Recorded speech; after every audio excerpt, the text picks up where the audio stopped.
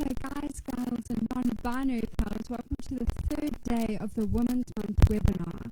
Today's topic is Girl Talk, Health and Wellness. We now cross over to our keynote speaker, Priscilla Nkomozake. Good day, everyone. I am Priscilla Nkomozake, and I'm a transgender activist. I also work for the Social Health and Empowerment Organization that is based in East London. And the work that we do in the organization, we bring services catered for transgender women and make them more accessible for them, because transgender women are one of the most marginalized groups of people in the world. And so bringing these services and speaking about things that affect them and their bodies, it's something mighty, mighty, mighty important. I've had the pleasure of being invited by the Rhodes University SRC to be a part of this webinar that speaks about women experiences with their wellness and their body and their health. And so I'm definitely privileged and send warm thanks to them for inviting me and taking part in this conversation. So whenever we speak about health and wellness, we need to understand that there's different parts of ourselves that contribute and create health and wellness. And this would be your physical self, your intellectual self, your emotional self, your social self. How do you navigate spaces when you see and meet other people? What does it mean to be a trans woman in the context of South Africa, post-apartheid South Africa, and living in this space and this country, and navigating this world that we live in? How does it affect all these parts of yourselves, right? But before I touch on all of these points, the first thing I would like to do is obviously define what it means to be a trans person. A transgender person is a person who does not identify with the sex or gender they've been assigned with at birth. For instance, someone can be assigned male at birth and they could grow up as a man or a male presenting, whatever the case could be. And then they find within their lives, whether it's when they're young or they are in their teens or in their 20s or even in their 40s, and they say, you know what, this body that I'm in doesn't truly reflect who I am in my mind. And so they then begin doing the work of transitioning. And this could be socially, just transitioning with clothes, or this could be also medically, where they do particular and go through procedures. For instance, this could be hormonal replacement therapies or a gender affirming surgery that can make them feel more comfortable in their bodies and really feel safe in who they are, you know. And so that immediately sends us to physical health, right? Your physical well-being, right? Which is a part of experiencing the entire so understanding your physical health would be understanding your body, right? And how your body makes you feel, right? For me, this would definitely mean that for transitioning I'm a transgender woman, and transitioning was a part of bettering my physical body and my life, the quality of my life, because I didn't feel comfortable in the body I was assigned with at birth. And so doing the work such as going through hormonal replacement therapies helped better my body and my mental health and my wellness in general, because it was one of the things that triggered body dysmorphia. And body dysmorphia is this extreme feeling where you do not feel comfortable in your own body. And what it also does is that it stops you from experiencing things in your life where sometimes you find yourself, you don't want to go out as much, or you don't want to see people, you really avoid social spaces, or you experience social anxiety. And this is because you're experiencing, for me, that was body dysmorphia, body dysphoria, some people call it. And so a lot of the time, transitioning is important for transgender women, changing parts of their physical body so that they experience a better wellness and a better health, right? So it's important that we understand that hormonal replacement therapy, which is a therapy that replaces someone's hormones, so that my body aligns with my mind. So physical the physical part of your wellness is so important for transgender women, because a lot of the time we have to go through biological and rather medical and medical changes in order to reach and present the way we truly see ourselves mentally, and have always known ourselves to be mentally, right? So we create the connection. Transitioning medically would now create or rather fix the disconnection between one's body, a transgender woman's body, with their mind. And so physical health speaks precisely about that. So you would go through hormonal replacement therapy, and this is where you would be given estrogen. This could be oral estrogen, or rather it would be an injection estrogen, or maybe even just patches. And these are all the things that are very important when we're talking about being a transgender woman and experiencing a healthy physical experience. This is why transition is important for us and for our bodies, because it's aligning myself to who I truly am, my true gender. And then the other aspect of health and wellness would be spiritual. Now, in spiritual health, this could be your religion. People could be Christian or Catholic, whatever the case might be. Other people could be other religions, right? And having a religious practice is something that does center someone's mind, their body, their spirit, their soul, right? And taking care of that. And which is why most of the time that it's important that we understand that a lot of religious spaces are very transphobic, are very anti-LGBTQIA++, community experiences. And so, again, transgender women we most of the time create our own spiritual spaces, right? But this spirituality also has a clear link with culture, right? And so when I think of culture, I'm a Xhosa woman, and how culture that doesn't really accept or see or validate transgender women, right? And so within culture in and of itself, there's an issue. And understanding that South Africa is one of the most cultural societies with 11 ethnicities and languages, assuming, right, based on our languages, is it's a country that is very traditional, a country that is very cultural. And culture right now, right, post, apartheid and post, experiencing colonialism, is that it's very gendered, and through gendering of a culture, what it's done is that it's used sisterhood as a standard of what is normal, and that's why there are particular practices for cis people, or particular practices for cis men or women, right? For instance, for men it is isiko lolwaluko, and most of the time that is what transgender women go through, which is a completely traumatizing experience that completely invalidates their womanhood and who they are as women, right? And so it's so important. And so it's so important that you develop a spirituality that does not really need to constantly coexist with society's standards of what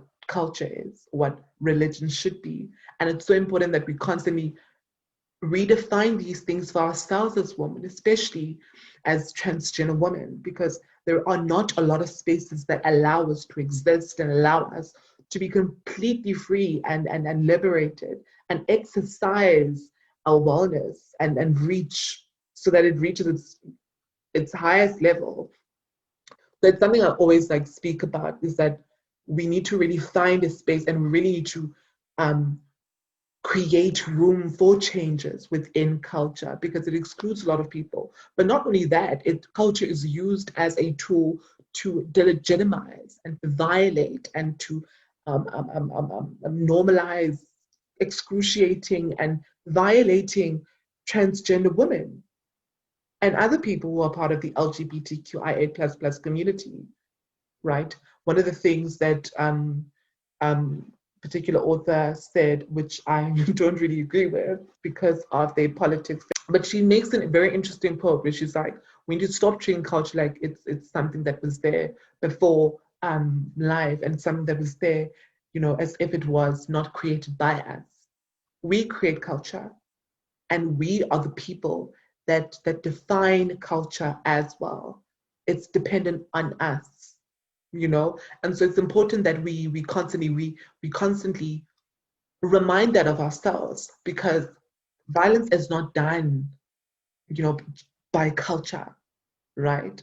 Violence is done by us defining and saying what standards of culture should be.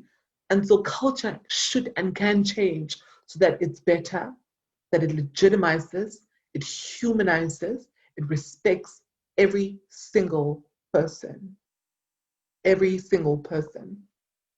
And the other dimension would be intellectual health. So what is going through your own mind, right? What is going through your own thinking as a human being, as a person, right?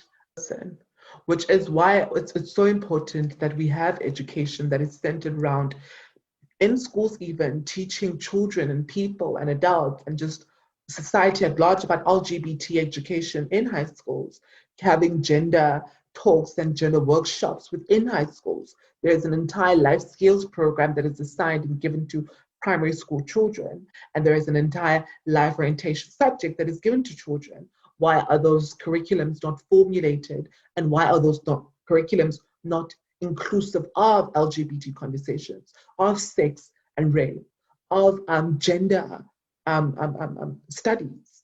Those are spaces that can be allowed to, or rather developed to, better our experiences as women, right? So the work that is done in research, right, is important. And the work that is given to us is important.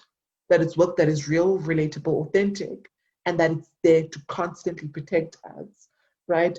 And when even people think and hear, or rather speak about just how it's un-African or it's un-Black to be a part of the LGBT community, and in particular just to be a transgender woman, that's completely untrue. Anthropological studies do show that there is a history of transgender women who lived before colonialism, and even our language is not very gendered. For instance, as Mkhonto, when you say Sisi, that word has been taken from Isilungu, okanye it's been taken from the Afrikaans, Booty, Sisi, So we understand that gender is something that was created, right? Something that's very Western, but there's still a lot of work that is being done to really not see transgender women and transgender people. And this does something to our mental health. This does something to our how the world sees us. This does affect how we navigate our lives in South Africa. So I also took emotional and social health and I plucked them together. And the reason I did this is because I think there is a connection between the two. It's important that we understand that we are treated based on, and so when I think of social health, I think about how I navigate the world and how my sisters, transgender women, navigate the world and how they experience their contexts, right? Firstly, through their bodies themselves. We spoke about this physically, intellectually, right? Their psychology, and emotionally, how they experience emotions and people and relationships. What is that experience that they go through? And then the other thing would be their family and friends. And majority of the time, when you are a transgender woman, you experience a lot of rejection from people in the world, from society, from your parents even, and the kind of hatred, I would say, that people have, packaged for transgender people is one that even exists at home. And this is why there's been even conversations about what has COVID-19, how has COVID-19 been, how has COVID-19, this pandemic, how has it affected the lives of LGBT people, being stuck at home, being stuck with your perpetrators, being stuck with the people who are responsible for your traumas, right? There's a constant rejection. Rejection is a constant theme in our journeys in becoming ourselves and our bodies. And so it's so important that I speak about this when I speak about the dimension of health, of health, and in particular the social experience, right? And then the other one would be the workplace, right, in school, and how a lot of the time, majority of transgender women dropped out of high school, and majority of transgender women haven't gone to university or dropped out of university. And this is precisely because those spaces, social spaces, offer us a lot of violence, and social spaces offer us very little protection, or very violent spaces. For instance, as a transgender woman, you'd be placed in a male residence space. Another instance of a transgender woman would be constantly titled as Mr. instead of Miss or Ms, Mrs, whatever the case could be, right? And these are systems that are very consistent with excluding us and ourselves, and refuse to acknowledge our bodies and who we are. And so a lot of transgender women would drop out of school. And then what does it mean when you drop out of school? It means that your chances of getting an employment are very low. It means that the chances of actually bettering your life and prospering and becoming are very low. It means that you've got to find other means of making an income outside of, being required to obtain an education. And most of the time, that's why there is a high, or rather there is, trans women are more likely to end up in sex work, because sex work for us is something we're more bound to go through, or we're more bound to tap into that industry, because you've been rejected in all these other spaces and places, and the only place that will offer you, an opportunity of making an income is through the work of doing or giving sex, right? Which is why it's important, again, the legalization of sex work, the protection of sex workers, because there are women who do not have time to speak about intersectionality. There are women who have been excluded. There are women who have been constantly marginalized, who are living on the fringes of society, more exposed to HIV and AIDS. And it's because of the kinds of women they are. It's because of who they are, right? And sex workers experience that. Most of the time, people will do sex work is because there's no other option. There's no other option. Unemployment, rejection, homelessness, HIV are things that this community of people constantly experience. And so sex work is the only choice. Well, not even a choice, because the choice would be having more than one option. It's your trajectory majority of the time. And so it's important that we think about that, and how society affects our mental health, and how society affects the lives of transgender women. And if you know, in the United States of America, the life expectancy of a transgender person is below the age of 35 years, meaning that you are more likely to not make it to 35 years of age, because Rhodes SRC webinar series, In Conversation with Women. Welcome back. Such a strong and raw speech coming from our keynote speaker, Priscilla. I'm Bianca McLean, and I'll be facilitating today's webinar. And speaking of strong and powerful, I'm joined by two very strong and powerful women in their own right, Keri Perumal and Nobuhle Mathaba. So, Keri, let's start with you. You have a very long resume. You are the chair of GENACT, a Senate committee at Rhodes. You are on the Independent Electoral Board. You are working at Allen Gray Center for Leadership and Ethics as a consultant, as well as doing a joint honors in psychology and anthropology. Very, very long list. So why do you think health and wellness is so important when it comes to women? So I think that the health of communities are very closely linked to the health of women. I don't know if you guys have heard the quote, healthy woman, healthy world, but this basically embodies the fact that women are custodians of the health of their families, mostly because of the multiple roles that women have to play. And this usually results in women neglecting their own health. And as we well know, women are more at risk at contracting diseases than men are. And with the unique challenges and diseases that they do face, this creates a complicated healthcare system for women. As well as women working 2/3 of the jobs in the world, as well as in South Africa specifically, but they only receive 10% of that pay. And we know that in Africa, especially, women do not exactly have a great access to education, and this leads to their disempowerment and marginalization. So the result of that is that women are basically subjected to violence and other human rights abuses in society. So we know that women have specific health needs and that they are more likely to also contract HIV in South Africa, as well as trans women being 49% at risk of contracting HIV and AIDS than any other population in the world. And their right to control reproductive health. This basically means that they need to have the ability and knowledge to make decisions in terms of whether they know how to use contraceptives, condoms, and other things that link to health. Now, again, very long and impressive resume coming from you, Nobuhle. You are a presenter at Rhodes Music Radio. You are a third-year journalism student majoring in drama and journalism, specifically television. You are an Alan Gray Fellowship.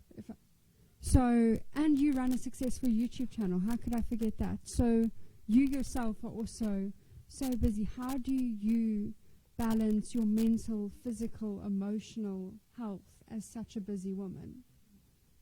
I think it's important, like as women, especially now in like Corona and just with the way that the world's changed. I just think that it's important for people in general, but especially for women and young women, to understand the different parts of our well-being, and in understanding that, knowing how to take care of ourselves in those different parts.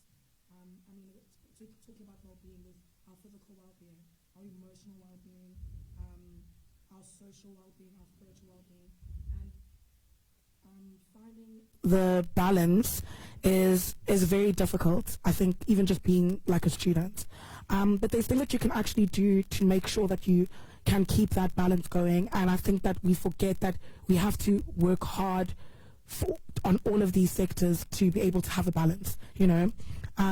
Especially I think with emotional, for me, when you're speaking about balance, the emotional is always the most difficult thing to keep up, and our mental health, that's the hardest thing to do on top of all these responsibilities. And I think with our emotional health, it's also finding a way to, deal with our stress and all the things that actually affect these different sectors. So for example, self-care, having a self-care routine, that's also something that's very difficult for me, but it's important to know, what keeps you happy, what keeps you sane, the things that make you happy, and putting that in your self-care routine. And obviously, I think also just therapy. Like I always say that I think therapy should be free. Like I wish everybody had access to a therapist. Like I feel like I wish it wasn't about, having to pay for it and do all the things, because seeing someone and speaking to someone about the things that are happening in your life, and just being able to open up to someone about the things that you're going through and all the things that you juggle really does help, like with your emotional sense. And your emotional well-being, can also really affect your physical health and your state of mind as well. So it does start with from within, on top of doing all these things physically and socially. So yeah, there's a lot of different sectors to it, but it's about finding that balance, and obviously also just taking care of yourself, which I think is something that we should, as women, work harder to keep that balance. It's an everyday ongoing thing. No, absolutely, and also acknowledge that not every day is going to be a fantastic day. Emotional wellness day. We really need to give ourselves that break. So when it comes to you, since you're so busy, do you take those days just to relax, reset? Unfortunately, I think for me, being busy is kind of like my distractions. I feel like if I'm not doing stuff, then I feel like I'm failing if I'm not doing things.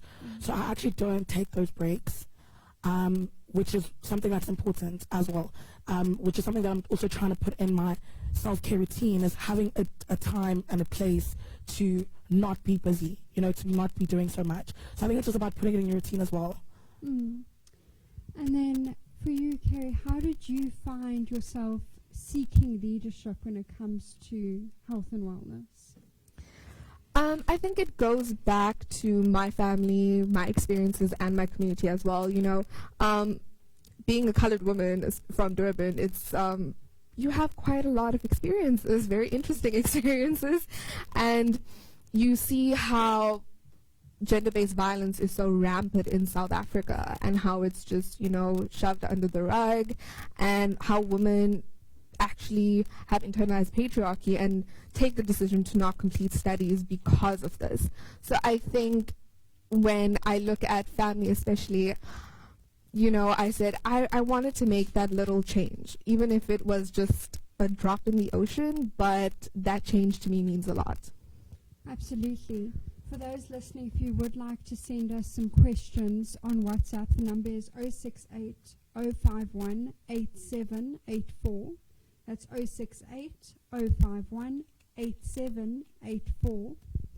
Now, Nobuhle, you are 21, I believe. So young, and you've already achieved so much. How important do you feel it is that we get now young women's take during Women's Month on health and wellness, a new perspective, if you wish?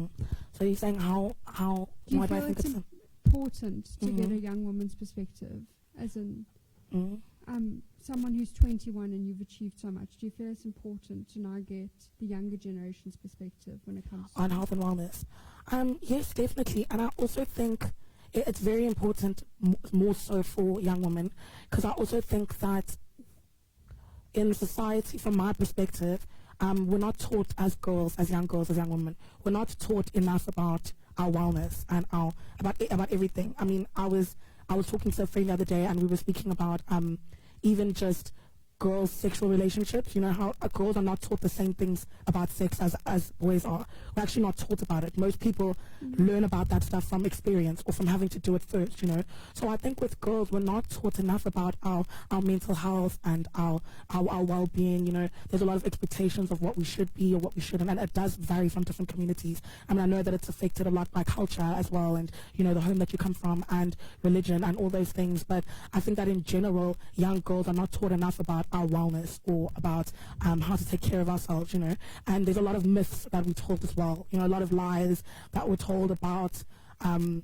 sex, about our health, about things that we should be doing. So I think that even in this Women's Month, it's more important for young girls to have these conversations and to speak about it, so that it isn't just so taboo, No, definitely. And how do you think someone finds a balance between their mental health and self-care? Because we don't want to I don't know about you, but we sometimes go on those days where we shut the world out, but we can't do that every day. We need to keep grinding, we need to keep going on. So how does one or specifically, how did you find a balance?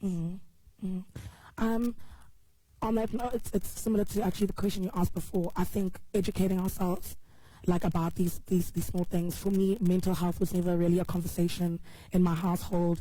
I learned about most of those things coming here, and there's more to than just being sad or whatever, the people in my family are always like, you're too young to be sad, you're too young to be depressed or whatever. So I think that educating yourself about mental health, what to do, how you're feeling, how to balance, and actually putting it down on paper. I think I used to make notes in my head, okay, this is what I'm going to do today. I've actually started physically writing things down about how I'm going to balance things out. Even if I have to put eating a part of my schedule, I'd literally write that down, or shower, literally write it down and take a list off to find that balance in the day. So planning plays a huge role, and I have big calendars where I mark everything down. I have to physically have everything written down to find a balance, else it does come crashing down, you know. So like you said, those days where you don't feel like doing absolutely anything, or you feel like you're completely overwhelmed, for me, organizing that and putting that on paper is the only way that I can find that balance. And I include my mental health in that, my physical health in that. You know, I have to physically write it down. We often think of lists of just what we need to get done. It's this assignments, it's this but we very rarely include time for ourselves and things that will benefit our mental health. So truly such a powerful wisdom coming from you. Keri, since we're talking, I know Nobuhle mentioned that, you know, mental health isn't spoken about enough, especially when it comes to young women, and that we feel we can go and seek it out. So how would you advise educating the health of young girls in South Africa when it comes to their health and wellness? I think, you know, a lot of the time we would hope for this picture perfect, you know, these discussions that we hope would reach every single woman, you know, but it's not realistic. And I think a lot of the time these conversations need to start at home. They need to start at home, and they need to start in schools. Sex education, as well as conversations about the LGBTI, it's so important, and it needs to be part of the ALO curriculum in high schools. So kind of like being a consultant at Allen Gray, where we teach ALO and we discuss these things: mental health, you know, rape, consent. We teach these to all the grades, and as part of the ALO for marks. And I think that this should be an initiative that other high schools in South Africa should definitely take on, as well as I think trust is very important. So finding a person who you trust enough to have these types of discussions with. And a lot of the time we don't find that trust with our parents or guardians. So it could be a friend, it could be a cousin, but just finding someone you could confide in. Now let's say, you know, in the future the ALO curriculum gets updated. I'm taught about how to handle my mental health. Is it now my responsibility to maybe educate those around me, the older generation, that they weren't ever taught about how to talk about such taboo issues? I don't think the onus should be placed onto anyone, you know. Nobody should feel like they're forced to now take up a leadership position and teach others and just drill it in, because it's a pressure which a lot of people feel. You know, if leadership and, you know, educating in terms of activism is not your passion, then you shouldn't force yourself to do it. I think that these should just become conversations which are the norm. And if you can have these little conversations with, you know, your elders, we all know that doesn't go down well all the time. But if you could, you know, just add a few things here and there when they do bring it up, that would be great. But you cannot expect them to now completely change like 50 years of whatever they were taught. And while we know that, you know, life is a journey of learning, constantly unlearning and relearning, we can't really expect our elders to do that, because they have this, some of them have this mentality that, no, what I say is correct. And you might be putting your mental health at risk by trying to educate others. Now, though lots of people may not choose to take on the burden, because it's a lot to take on to try and educate those around you constantly, but would either of you ever consider, you know, mentoring those around you and teaching them about how important mental health is? We'll start with you. I think definitely yes. Definitely. We did a few talks in the high schools in Grahamstown in terms of, you know, just mental health, sex, the LGBT community, because a lot of these students they don't talk about these things at home.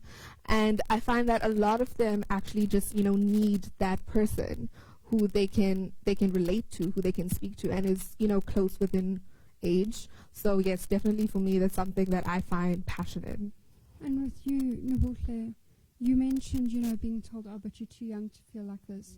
Have you, and would you continue to mentor those around you, explain the importance of mental health to them, and health in general, health and wellness in general? I think for me, especially having these conversations, that for me, the way that I do that is through my channel.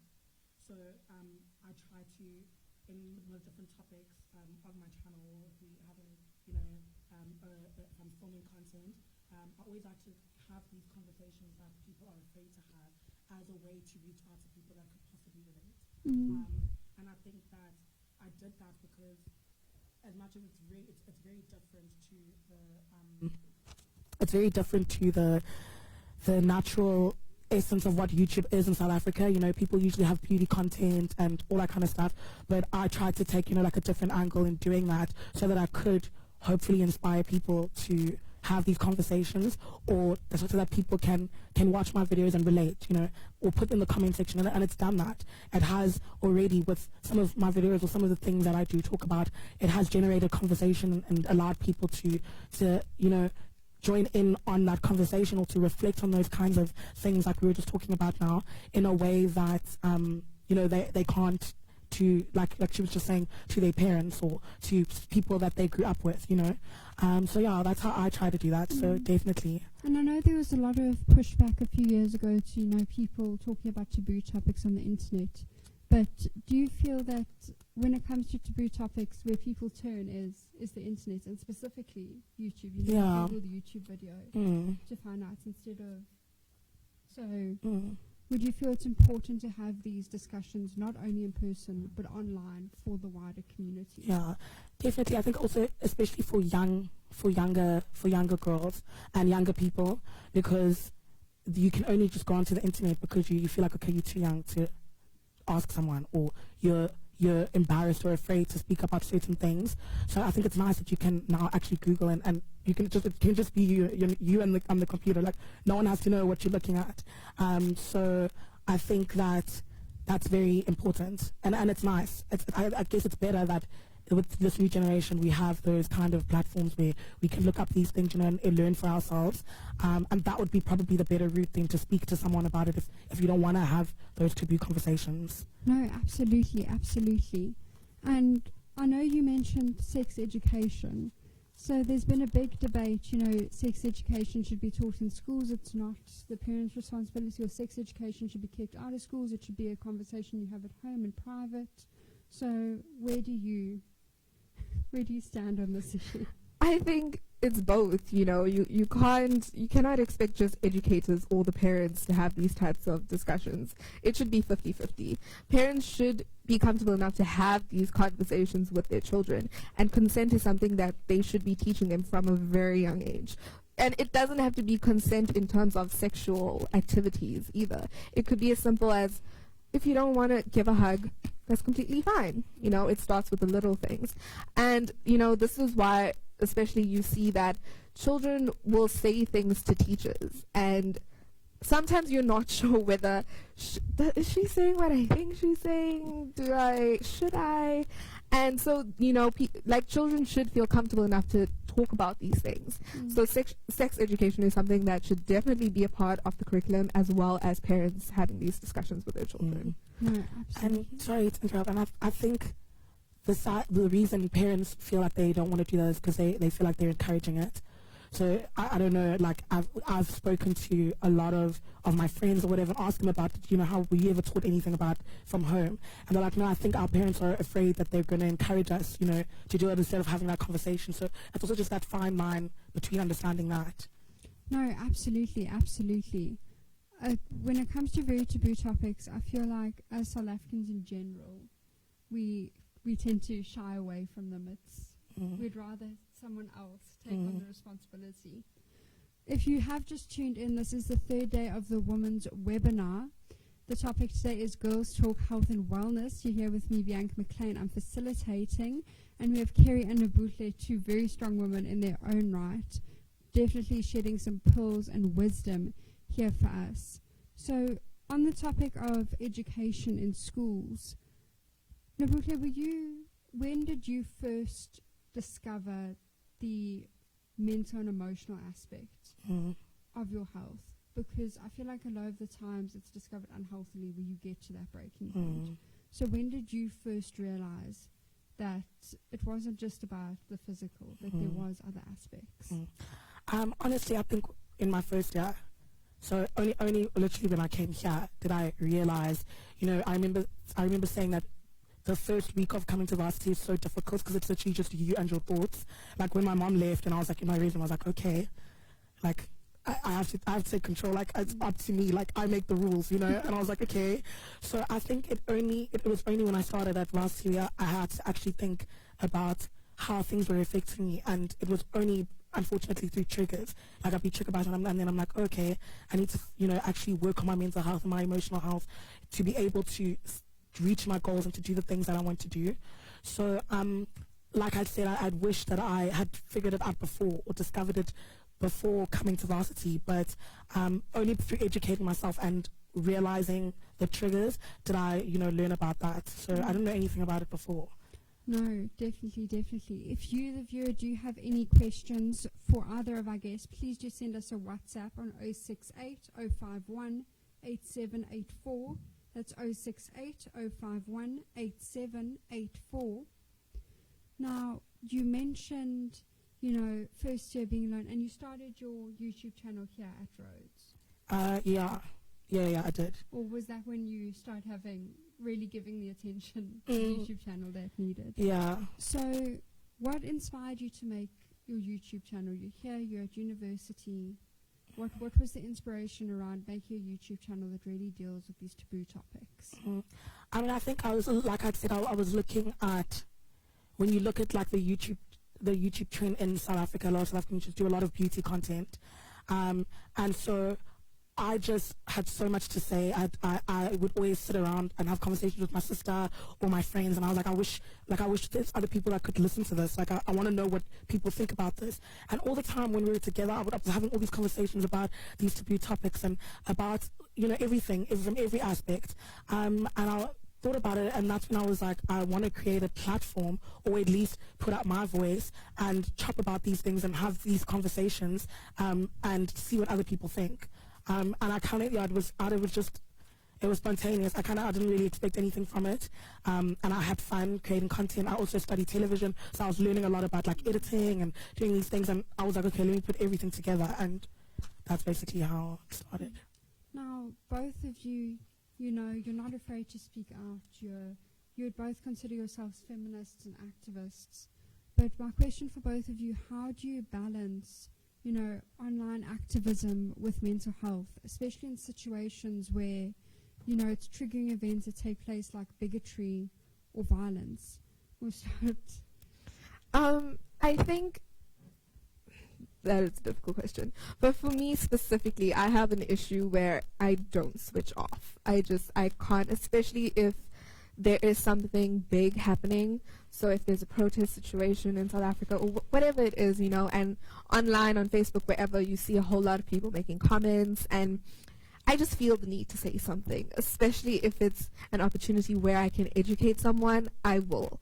And a lot of the time, my friends tell me, you need to switch off. You need to just take time, do not comment, do not argue. And that's still a struggle for me. But I think that sometimes I completely switch off. I put everything off, and self-care, it's different for everyone. So for someone else, it could be like face masks and baths or whatever it is. Sometimes for me, it's a glass of wine and like totally bawling my eyes out in bed. And that works for me sometimes. So yeah. And with you, Nobuhle, when it comes to balancing your mental health, but also you want to be active, you want your voice to be heard, or supporting those that maybe the whatever it is protest movement is directed towards. How do you find yourself balancing it? I think social media can be a very toxic place. It's in a time now where I think people are more vocal, and like you said, there's a platform where people can now say how they feel and be honest about it, and have those conversations which never existed before. But it's also a space where that can be dangerous, not knowing how to, we've seen that you can say one wrong thing and it can completely, change your life, or things trend like this nowadays. Like, people put things out there and then people decide what trends, So I think for me, it's also taking a break from that sometimes, because on social media, especially when things are happening, or if there's something trending and there's a big, injustice in the world, it's everywhere, and that's what everybody is always on. And I think that people mistake your activism, that you don't have to be on social media or sharing something or putting it on your story for it to mean that you care. Do you know what I mean? So I think nowadays we're in this time where, like, if you're not saying anything, people think that you don't have anywhere to stand, or if you're not putting it online, then it means that you're not. But I don't think that activism is like that for everyone. It's like not in the same shape or form. So it's really about personal choice. Sometimes social media is triggering for people. You know, sometimes they can't. If something's trending and they're triggered by it, some people don't want to be involved or do it online.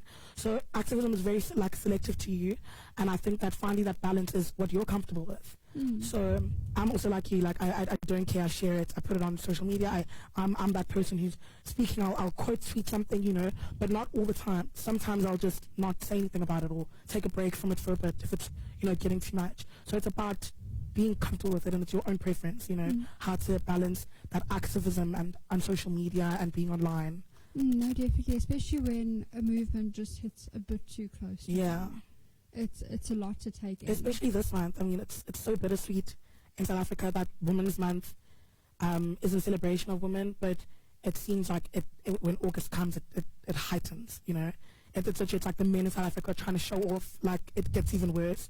So even in this month, it's great, but it's also, there's so many emotions that you experience being a South African woman in Women's Month, because we're constantly reminded every day how unsafe this place is for our bodies, you know.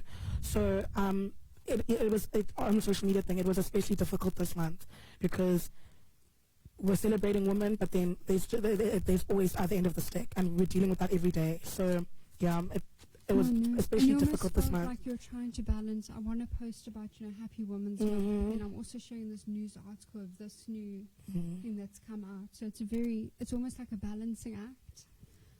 What I wanted, my mind has gone blank. Excuse me. What I wanted to ask you. So when it comes to social media, do you believe, although it's so important to teach mental health in schools as well as, you know, physical and emotional, do you feel like that needs to be updated a bit to include the aspect of social media and your mental health? I think, yeah, definitely. But it's, again, that would be something very difficult to do. Like she said, social media is very toxic, and people they don't care online. You know, they will say hurtful things on purpose, whether it's a joke, but that should definitely be something that happens, because, you know, as we've seen with Rhodes specifically, you know, online people get bullied, people are dragged, you know, and people are cancelled. Yeah, people are cancelled, and I think mental health is definitely something that should be on our platforms, because, you know, we're the generation that is constantly online. No, definitely. So, although social media can be toxic, how do both of you feel when social media, as much as it can be toxic, can also be used to empower, raise those voices, get attention? We've seen in the past how a social media outcry, not only, especially now during the time of Corona, we can't physically all go to a protest, how social media, when used in the right way, can be used to amplify the voices, to uplift and encourage your mental health and physical health, and to push for the well-being of everyone. I think it could be different things. You know, it could be a hashtag. We've seen how that trends really quickly. It could be a post, an article, a link, a share, even those platforms where it's, you know, those GoFundMes. But I think that if it's used in the correct way, then social media can be extremely powerful. You know, as we've seen on Women's Day when Shanice in PE was murdered, and like right away it went viral. You know, all over Facebook, all over Twitter, people were sharing, as well as Nathaniel's murder. So yeah, I think it can be very powerful sometimes. Absolutely. We're going for a quick 30-second water break, and then we'll be right back with more questions and some closing remarks. Rhodes SRC webinar series, In Conversation with Women, coming back soon.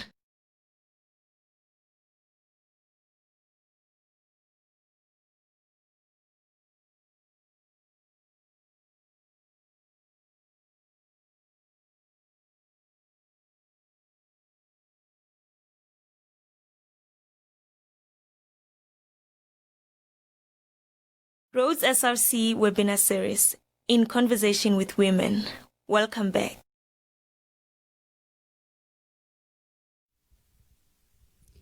So when we left off, we're talking about you were explaining how social media at times it can be toxic, but when used in the right way, it can also be used for good.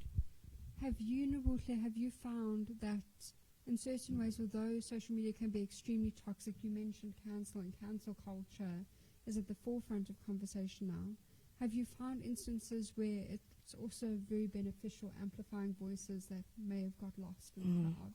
No, definitely. I think the social media can actually be life-changing in that way, because so many people's stories and so many things that we wouldn't have known had it not been for someone putting it out there has changed life, has brought activism, has changed laws, has made people more aware of it.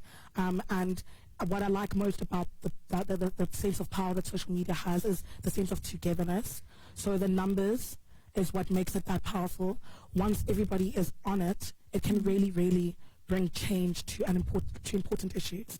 So yeah, it's very powerful in that sense. No, absolutely.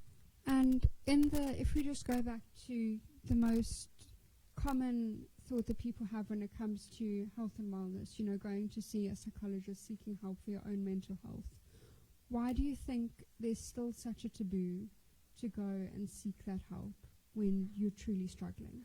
I think because, there's this idea that it's un-African, or that only crazy people, seek counseling and therapy. And, that's not the case. We've seen it with our families where mental health is not something that is discussed. They tell you, be happy, you have a roof over your head, you get meals, other children don't have this.